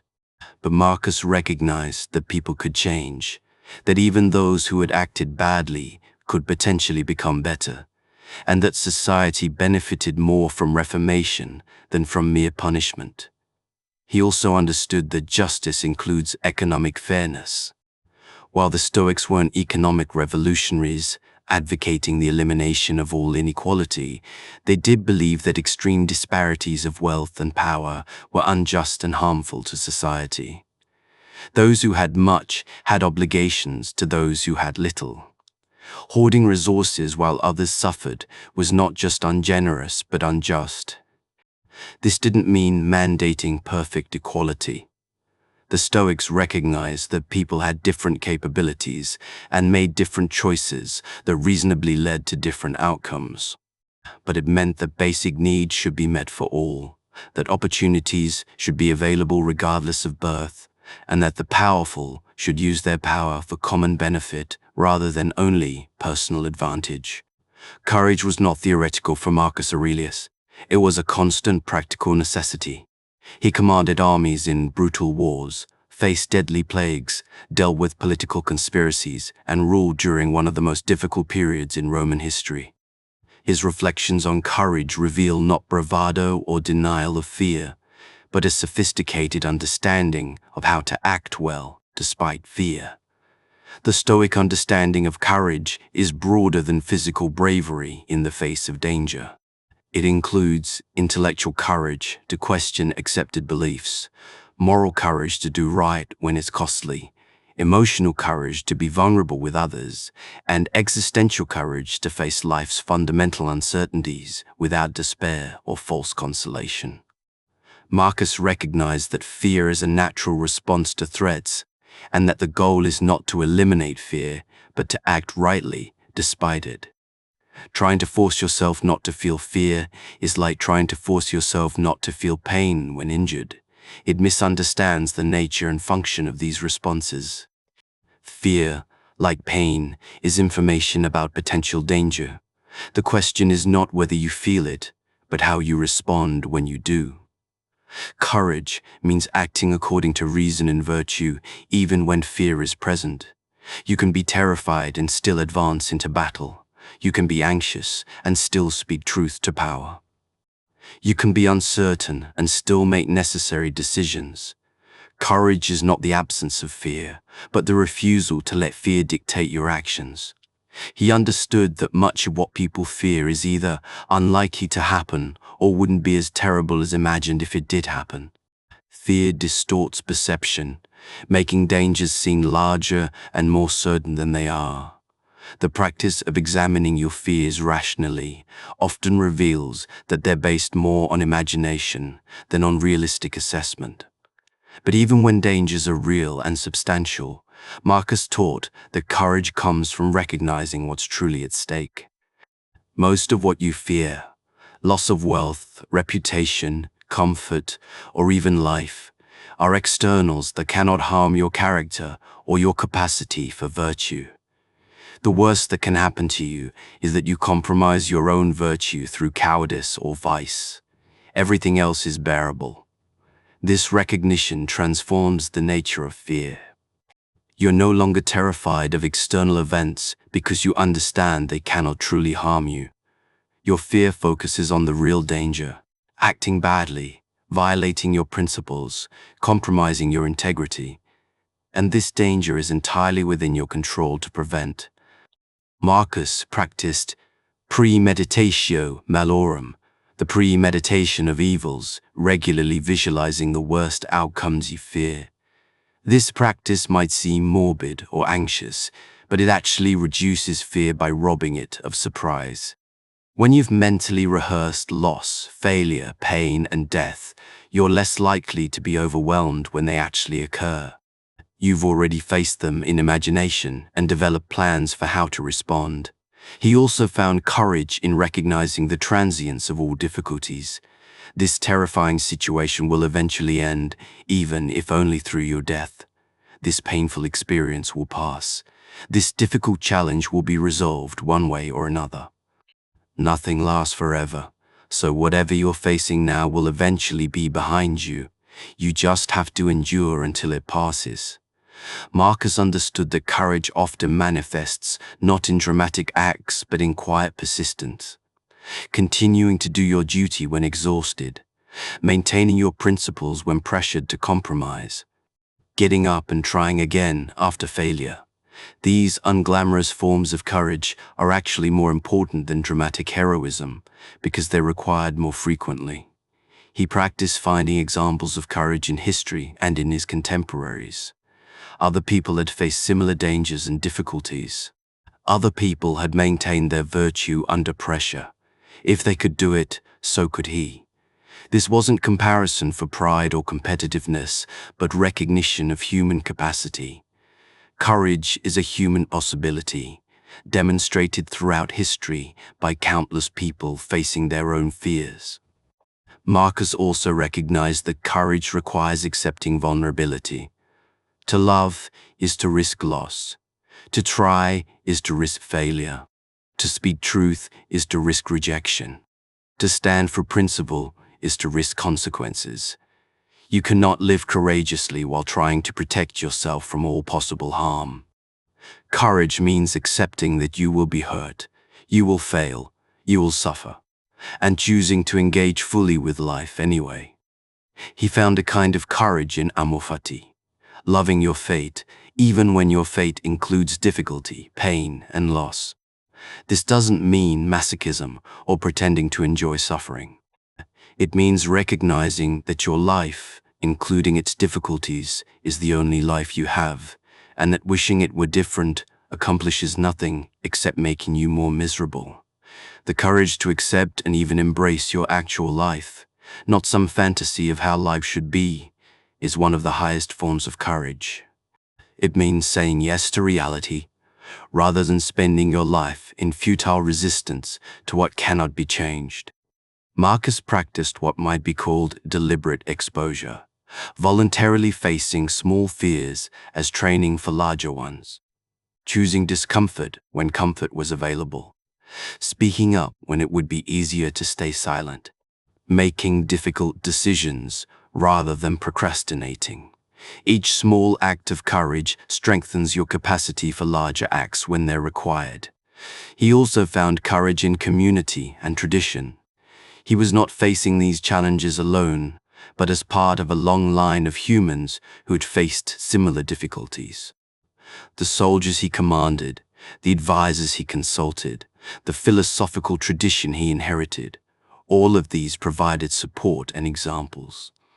Courage is easier when you remember you're part of something larger than yourself. Marcus recognized that courage includes knowing when to withdraw or retreat. Sometimes, the courageous act is to admit defeat, to change course, to acknowledge you were wrong. Stubbornly persisting in a failed approach isn't courage, it's pride, disguised as determination. True courage includes the humility to admit error and the flexibility to adapt. He understood that courage becomes easier with practice. Each time you act courageously, you prove to yourself that you can do it, which makes the next courageous act less daunting. Each difficulty you overcome prepares you for the next. Your past successes in facing fear become evidence that you can face future fears. But Marcus also maintained realistic expectations about his own courage. He knew he would sometimes fail, sometimes let fear dictate his actions, sometimes fall short of his ideals. The goal wasn't perfect fearlessness, but the continuous effort to act with courage, learning from failures, and trying again. Marcus Aurelius died on March 17, 80 CE, likely from the plague that had ravaged the empire for years. His last recorded words were about duty and acceptance. "Go to the rising sun, for I am already setting." He faced death as he had faced life, with philosophical calm and recognition that this was simply nature taking its course. He could not have known that his private philosophical journals would survive, would be read by millions of people across nearly 2 millennia, and would influence countless individuals, movements, and thinkers. The CE meditations were discovered and gradually disseminated, eventually becoming one of the most influential philosophical texts in Western civilization. What explains the enduring power of Marcus's philosophy? Why do his words, written in difficult circumstances 2,000 years ago, still resonate with modern readers living in completely different conditions? First, Marcus wrote from lived experience rather than abstract theorizing. Every insight in the Meditations was forged in the crucible of real challenges: military campaigns, political crises, personal losses, the weight of enormous responsibility. He wasn't speculating about how philosophy might help in difficult circumstances. He was actually using philosophy to survive those circumstances. This gives his work an authenticity and urgency that purely academic philosophy often lacks. He's not describing what you should do in theory, but what actually works when you're under extreme pressure, exhausted, grieving, and still required to function at the highest level.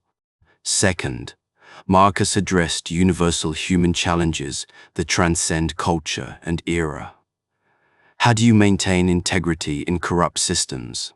How do you find meaning when life seems meaningless? How do you love while accepting loss?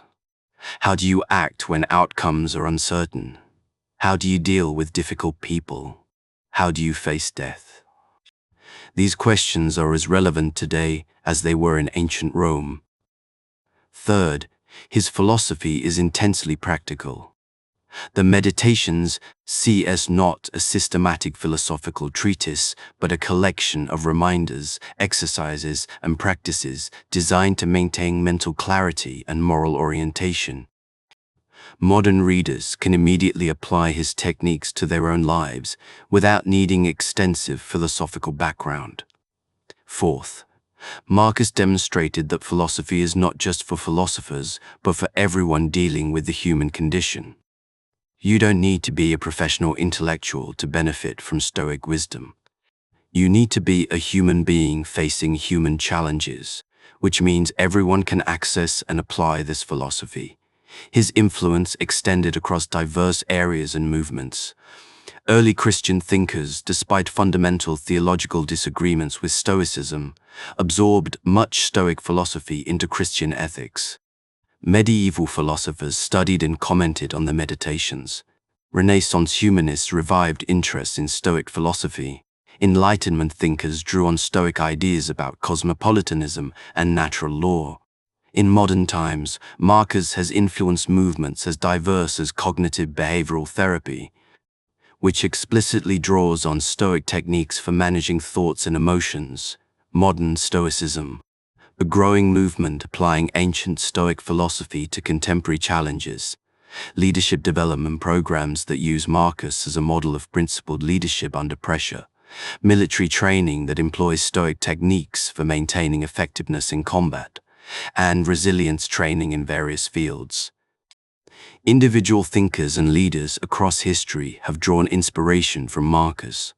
Montaigne, Descartes, Frederick the Great, Adam Smith, John Stuart Mill, Theodore Roosevelt, and countless others read Marcus and absorbed aspects of his philosophy. Modern figures from Nelson Mandela to Bill Clinton have cited his influence. But Marcus's influence extends beyond famous figures to millions of ordinary people who have found in his words the strength to endure their own difficulties. People facing terminal illness, people dealing with loss, people struggling with depression or anxiety, people trying to maintain integrity in difficult circumstances, all have found practical wisdom and emotional support in the Meditations. What specific insights from Marcus's philosophy remain most relevant today? The dichotomy of control, distinguishing between what you can and cannot control, remains fundamental for mental health and effective action. So much anxiety, frustration, and wasted effort comes from trying to control what cannot be controlled while neglecting what can be. The practice of reframing, examining your thoughts and judgments rather than automatically believing them, anticipates modern cognitive therapy and remains a powerful tool for managing emotional responses. The emphasis on present moment awareness offers an antidote to the constant distraction and mental time travel that characterizes modern life. The wisdom of accepting impermanence and mortality provides perspective in a culture that tries to deny death and aging. The commitment to virtue over external success offers an alternative to materialistic values and status competition. The practice of loving fate and accepting what cannot be changed provides resilience in the face of difficulty. The recognition of our interconnection and shared humanity offers a foundation for ethics in an increasingly globalized world. The model of principled leadership, focused on service rather than self-interest, remains urgently needed. Marcus also offers wisdom specifically relevant to modern challenges. In an age of information overload, his practice of mental discipline and careful attention to what you expose your mind to is invaluable. In an age of outrage and polarization, his teachings on managing anger and understanding others' perspectives are essential. In an age of consumer culture, his emphasis on simplicity and freedom from material attachment provides liberation from the constant pressure to acquire more. In an age of individualism, his recognition of social obligations and interconnection offers corrective balance. In an age of rapid change and uncertainty, his acceptance of impermanence and focus on what you can control provides stability. In an age that often seems meaningless, his vision of virtue as intrinsically valuable regardless of external recognition or reward offers purpose. Perhaps most importantly, Marcus demonstrates that it's possible to live philosophically in the real world, not just in academic settings or monastic retreats. You can practice philosophy while holding demanding jobs, raising families, dealing with health problems, and facing all the challenges of ordinary human life. Philosophy is not an escape from life, but a way of engaging with life more skillfully and meaningfully. The Meditations reminds us that every generation must rediscover timeless wisdom for itself. Marcus was rediscovering and applying Stoic insights that were already centuries old in his time. We are rediscovering and applying insights that are now 2 millennia old, and future generations will continue this process, finding in Marcus's words wisdom that speaks to their own unique challenges. This is the ultimate victory over death and impermanence that Marcus ironically achieved. He who wrote about accepting his own insignificance and eventual oblivion has become immortal through his words. He who recognized that fame was meaningless has become famous. He who focused on the present moment continues to influence presents that he could never have imagined. But the greatest testament to Marcus's wisdom is not his fame or influence, but the transformation that occurs in individuals who seriously engage with his philosophy. When you practice the discipline of perception, examine your judgments, focus on what's within your control, accept impermanence, treat others with justice and kindness, and commit to virtue regardless of external circumstances, your life changes fundamentally. You don't become perfect or solve all problems, but you become more resilient, more clear-minded, more able to handle difficulty without being destroyed by it. You develop an inner core of stability that external events cannot shake. You find meaning and purpose that don't depend on circumstances beyond your control. You become more fully human, more awake to the present moment, more capable of genuine love and effective action. This transformation, happening individually in millions of lives across centuries, is the true legacy of Marcus Aurelius. Not statues or monuments, not historical significance or philosophical influence, but the ongoing practice of living well in the face of difficulty. This is the wisdom that endures, the philosophy that never becomes outdated, because it addresses the permanent conditions of human existence. The philosophy of Marcus Aurelius is not a doctrine to be believed, but a practice to be lived. It's not something you understand once and then forget, but something you must return to daily, sometimes hourly, for your entire life. It's not a solution that solves all problems, but a discipline that enables you to handle problems without being destroyed by them. If you take only one insight from Marcus, let it be this: you have more control than you think over your experience of life, even when you have little control over your external circumstances. You cannot always choose what happens to you, but you can always choose how you relate to what happens. You cannot control whether you face difficulty, but you can control whether difficulty makes you bitter or better. This power, The power to choose your response, to examine your judgments, to align yourself with virtue regardless of circumstances, is the only power you truly have. Everything else can be taken from you. Your health can fail. Your wealth can vanish. Your relationships can end. Your reputation can be destroyed. Even your life can be taken. But nobody can force you to abandon virtue, to violate your principles, or to stop practicing philosophy unless you cooperate with them. This realization is simultaneously humbling and empowering. Humbling because it reveals how little control you have over most things. Empowering because it reveals how much control you have over what truly matters. Your own mind, your own character, your own response to whatever life presents. Marcus reminds us that philosophy is not preparation for life, but life itself. You don't practice philosophy so that someday you'll be ready to face challenges.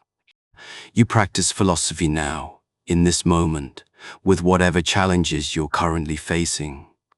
Every moment is an opportunity to exercise wisdom, courage, justice, and self-control. Every difficulty is an opportunity to practice virtue. He also reminds us that this practice never ends. You don't graduate from philosophy or reach a point where you no longer need it. Even after decades of practice, you'll still need to remind yourself of basic principles. You'll still sometimes get caught in automatic reactions. You'll still sometimes forget what matters. The practice continues until you die, and that's exactly as it should be. This ongoing practice is not a burden, but a gift. It means you always have meaningful work to do. The work of becoming more wise, more virtuous, more awake. It means your life always has purpose, regardless of your external circumstances. It means you can always improve, always grow, always become more fully human. The challenges you face are not obstacles to practicing philosophy. They are the means by which you practice it. You cannot develop patience without encountering frustration. You cannot develop courage without facing fear. You cannot develop justice without encountering injustice. The difficulties of life are not preventing you from living philosophically. They're providing the resistance necessary for philosophical growth. Marcus would want you to know that you don't need to be emperor of Rome to benefit from this philosophy. You don't need extraordinary circumstances or exceptional abilities. You just need to be a human being facing human challenges with sincerity and commitment to living well. The same principles that help Marcus command armies and rule empires can help you handle your own responsibilities and challenges, whatever they may be.